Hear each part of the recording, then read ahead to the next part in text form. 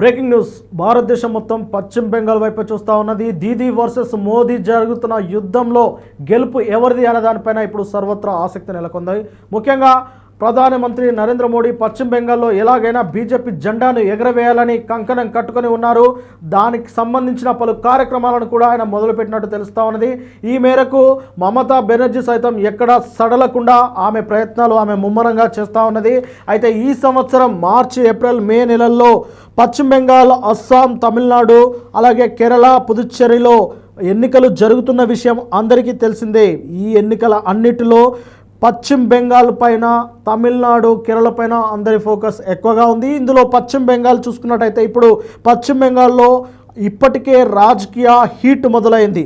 మొత్తం పశ్చిమ బెంగాల్లో 294 స్థానాలకు అసెంబ్లీ ఎన్నికలు అనేది జరుగుతూ ఉన్నది. మే 7, 2026న అసెంబ్లీ టర్మ్ ముగుస్తుంది.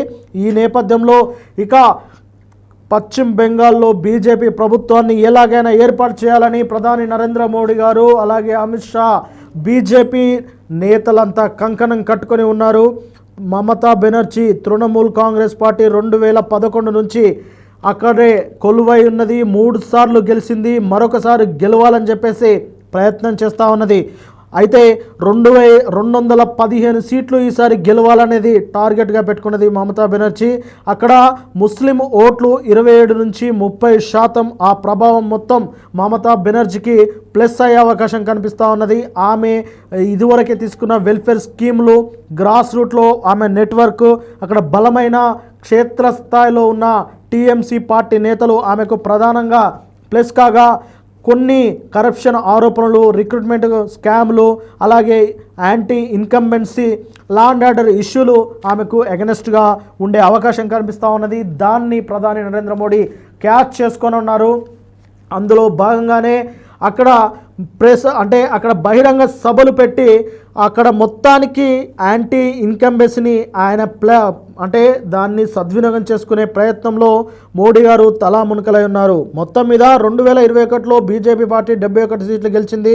ప్రధాని మోదీ, సువేందు అధికారి, దిలీప్ ఘోష్లు అక్కడ విస్తృతంగా ప్రచారం చేస్తూ ఉన్నారు. అలాగే మహా జంగిల్ రాజ్ అంటూ బెంగాల్ రాష్ట్రాన్ని టీఎంసీ ప్రభుత్వం పైన ఆరోపణలు, విమర్శలు చేస్తూ ఉన్నారు. అంతేకాకుండా హిందూ ఓటర్ పోలరైజేషన్, అలాగే రోహింగ్యాల సమస్యను ఎత్తిచూపుతూ ఇక ఎస్ఐఆర్ కూడా టీఎంసీ గెలుపుకు అడ్డంగా మారే అవకాశం కనిపిస్తుందని విశ్లేషకులు సైతం చెబుతా ఉన్నారు. మొత్తం మీద అక్కడ కాంగ్రెస్, అలాగే లెఫ్ట్ పార్టీలు అయితే చాలా బలహీనంగా ఉన్నాయి. 34 ఏళ్ళు పరిపాలించిన లెఫ్ట్ పార్టీలు ఇప్పుడు కనుమరుగైన పరిస్థితి. అయితే ఈ తరుణంలో ఒక సర్వే అనేది సంచలనంగా మారింది. ఆ సర్వే జనమత్ పోల్ సంస్థ పశ్చిమ బెంగాల్ రాష్ట్రంలో నిర్వహించిన సర్వేలో సంచలనమైన విషయాలను బయటపెట్టింది. మరొకసారి మమతా బెనర్జీని తృణమూల్ కాంగ్రెస్ పార్టీనే అధికారంలోకి వస్తుంది అని చెప్పేసి కుండ బద్దలు కొట్టినట్టు జనమత్ పోల్ సంస్థ బయటికి చెప్పేసింది. ఏకంగా తృణమూల్ కాంగ్రెస్ పార్టీ 150 నుంచి 180 సీట్లు సాధించవచ్చు అని చెప్పేసి చెబుతుంది. అలాగే బీజేపీ పార్టీ కేవలం 80 నుంచి 110 సీట్లకు మాత్రమే పరిమితం అవుతుందని, అలాగే కాంగ్రెస్, లెఫ్ట్, సిపిఐ, సిపిఎంలు, అలాగే ఇండియన్ సెక్యులర్ ఫ్రంట్ ఈ పార్టీలన్నీ కలిపి కేవలం 15 నుంచి 25 సీట్లు సాధించే అవకాశం ఉంటుందని జనమత్ పోల్ సంస్థ సంచలనమైన తన సర్వేనైతే బయటపెట్టింది. మొత్తం మీద జనమత్ పోల్ సంస్థ పైన బీజేపీ నేతలు, బీజేపీ మంత్రులు ఇప్పుడు పలు విమర్శలు చేస్తూ ఉన్నారు. అసలు ఆ సంస్థకు, ఆ సర్వేకు ఉన్న విశ్వసనీయత ఎంత కావాలనే మమతా బెనర్జీ ఆ సర్వేని చేయించుకున్నది, తనే డబ్బులించి చేయించుకున్నది, అదొక పెయిడ్ సర్వే అని కొట్టిపరుస్తూ ఉన్నారు. ఏది ఏమైనప్పటికీ తృణమూల్ కాంగ్రెస్ను ఎలాగైనా గద్దె దించాలి, అక్కడ బీజేపీ జెండా ఎగిరేయాలి అని చెప్పేసి ప్రధాని నరేంద్ర మోడీ అయితే విస్తృతంగా ప్రయత్నం చేస్తూ ఉన్నారు. వరుసగా 3 సార్లు అక్కడ తృణమూల్ కాంగ్రెస్ పార్టీ గెలిచింది. ఇక 4వసారి గెలిచినా పెద్దగా ఒరిగేదేముండదు, రాష్ట్రానికి ప్రయోజనాలు ఏముండవు. రోహింగ్యాలు పక్కనే ఉన్న బంగ్లాదేశ్ నుంచి రోహింగ్యాలు రావడానికి తప్ప మమతా బెనర్జీ పెద్దగా ఉపయోగపడే పనులు ఏది చేయదు అని చెప్పేసి ప్రధాని నరేంద్ర మోడీ అయితే పదే చెప్తా ఉన్నారు.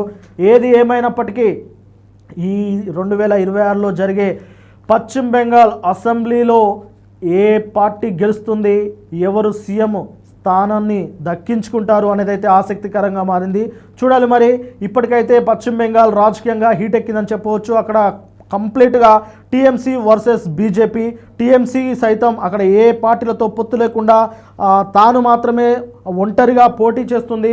కాబట్టి చూడాలి మరి తాను పెట్టుకున్న 215 టార్గెట్ను రీచ్ అవుతుందా, లేదంటే సర్వే చెప్పినట్టు 150 నుంచి 180 మధ్య స్థానాలను గెలుచుకొని ప్రభుత్వాన్ని ఏర్పాటు చేస్తుందా, మరి ఆ ఎత్తుగడలను ఇటు బీజేపీ పార్టీ ఏ విధంగా అడ్డుకుంటుంది. ముఖ్యంగా ప్రధాని నరేంద్ర మోడీ గారు, అలాగే హోంమంత్రి, ఇతర మంత్రులు ఆ విధంగా అంటే ఆ రాష్ట్రంలో ఏ విధంగా ప్రచారం చేసి అక్కడ తమ ప్రభుత్వాన్ని ఏర్పాటు చేయడానికి ప్రయత్నిస్తారు అనేది మరికొద్ది రోజుల్లో తెలిసే అవకాశం అయితే కనిపిస్తూ ఉన్నది.